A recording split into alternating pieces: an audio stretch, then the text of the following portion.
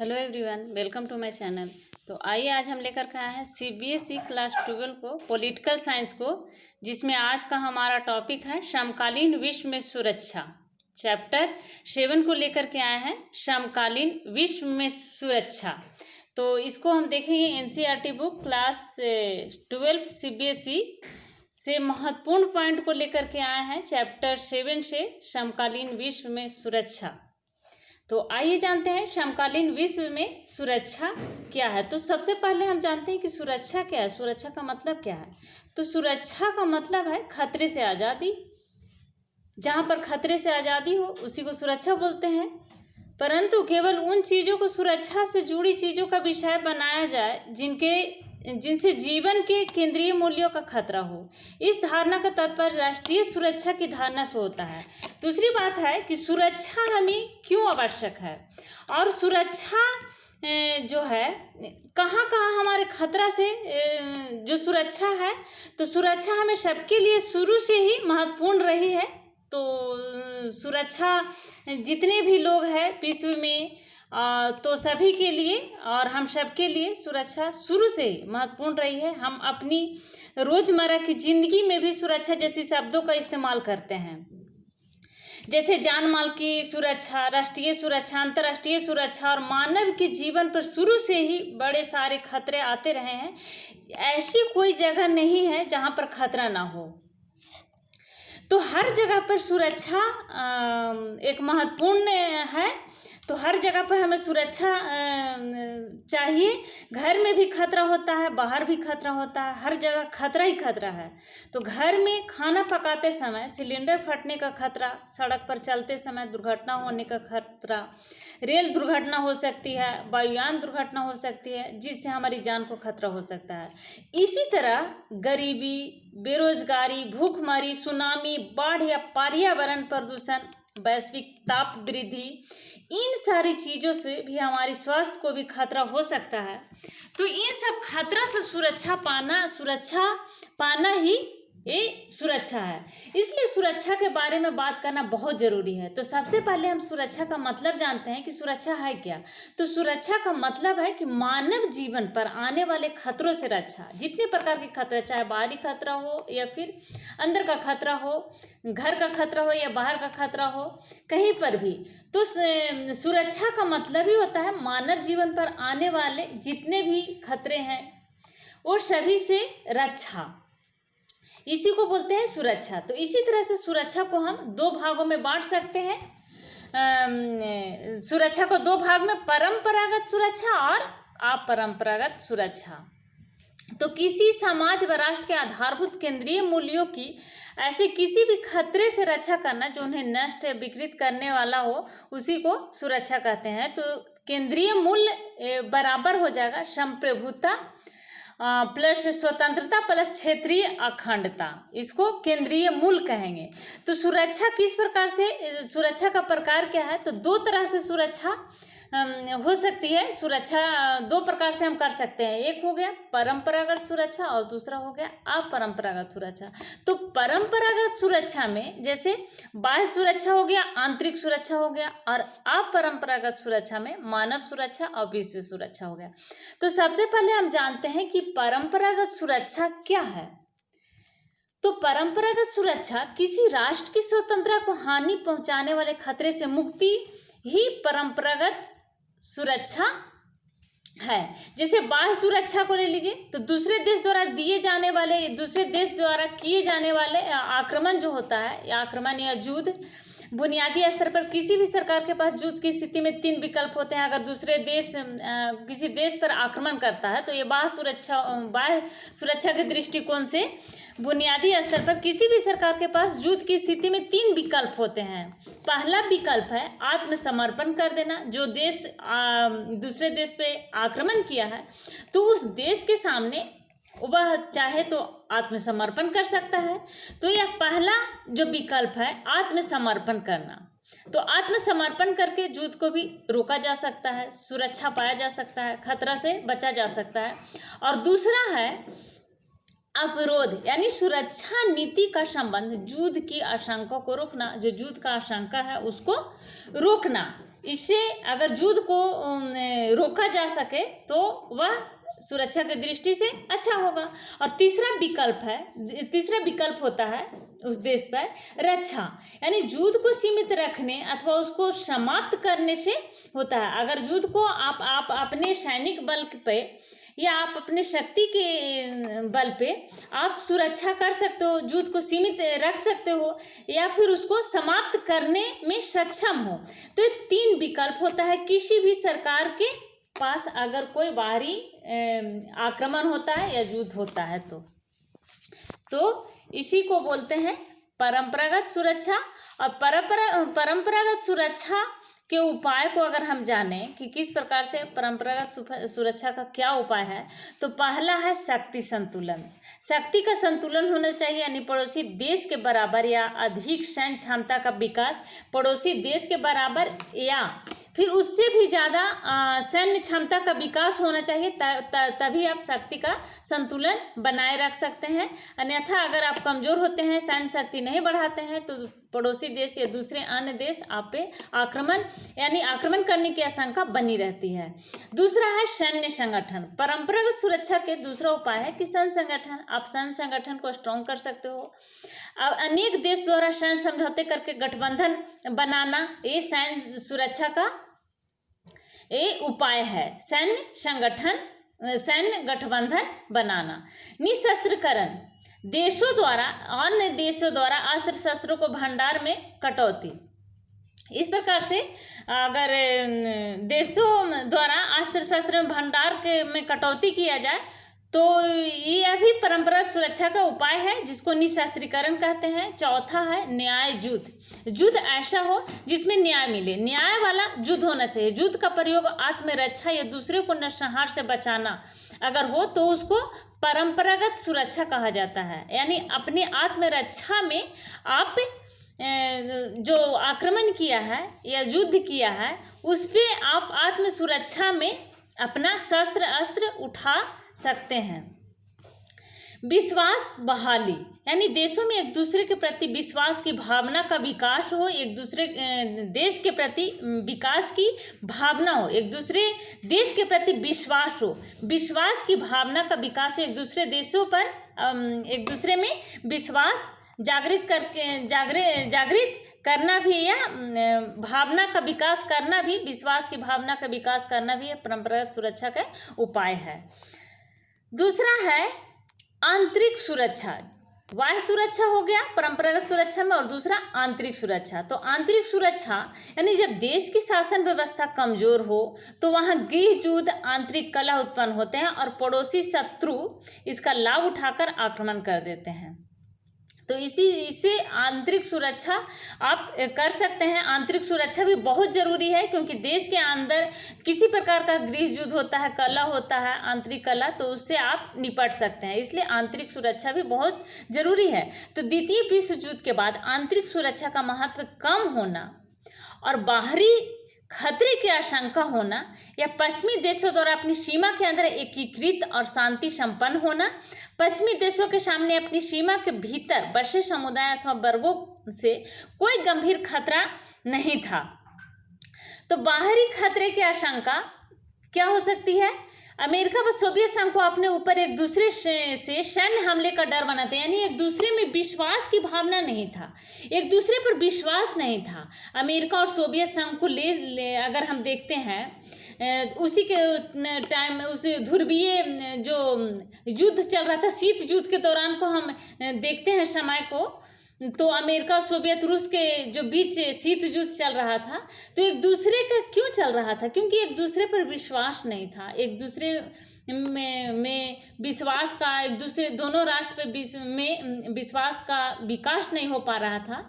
तो अमेरिका और सोवियत संघ को अपने ऊपर एक दूसरे से सैन्य हमले का डर बना हुआ था। दूसरा है कि यूरोपीय देशों को अपने उपनिवेशों में वहाँ की जनता से युद्ध की चिंता सता रही थी। ये लोग आज़ादी चाहते थे, जैसे फ्रांस को वियतनाम और ब्रिटेन को केन्या से जूझना पड़ा था। तो इसको बाहरी खतरे की आशंका कह सकते हैं, यानी बाहरी खतरे का आशंका हमेशा बना रहता था। अब है एशिया और अफ्रीका में नव स्वतंत्र देशों के सम्मुख सुरक्षा की चुनौतियाँ। तो अपने पहला चुनौती में कि अपने पड़ोसी देश से सैन्य हमले की आशंका, सीमा रेखा, भू क्षेत्र तथा आबादी पर नियंत्रण को लेकर के इन्हें आशंका बनी रहती है, हमेशा आशंका बनी रहती है। एशिया और अफ्रीका के नव स्वतंत्र देश, जो नए स्वतंत्र देश हुए, तो उनके सम्मुख, उनके सामने सुरक्षा की बहुत बड़ी चुनौती थी। अपने पड़ोसी देश से, जो उनके पड़ोसी देश था, हमेशा हमले की आशंका बने रहती है। जैसे भारत का पड़ोसी देश चीन और पाकिस्तान को ही ले लीजिए, जो हमेशा हमले की आशंका बनी रहती है और हमला होता ही रहता है। पाकिस्तान हमेशा घुसपैठ कराते रहता है। उसी तरह से एशिया और अफ्रीका के जो नए स्वतंत्र देश हुए थे समकालीन विश्व में उस टाइम में, तो उनकी भी एक बहुत बड़ी चुनौती थी सुरक्षा की उनके बीच।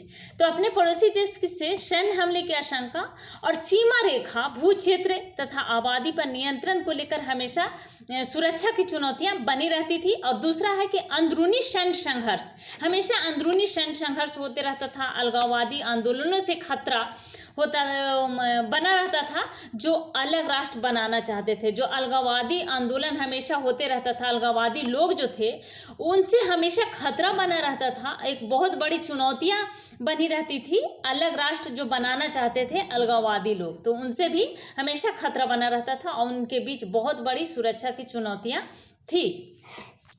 अब है निशस्त्रीकरण संधियां। तो जैविक हथियार संधि 1972 ईस्वी में 155 देशों ने जैविक हथियार उत्पादन पर रोक लगाया।